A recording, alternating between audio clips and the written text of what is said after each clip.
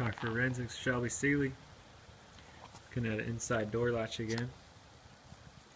So when we tightened up the jaw on this piece right here, we tightened up that jaw to get more cable deflection. But an anomaly happened when we did that. So that little post that I just pushed down and unlocked is not in the same position. So that's the problem.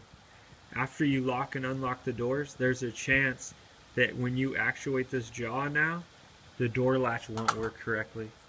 So hopefully that happens on this video. It's intermittent. So now that jaw goes right by that post, and it's supposed to have control of it. And now that, like, I'm moving the cable, and it's not operating the cable that you're looking at right there in the picture, that thing.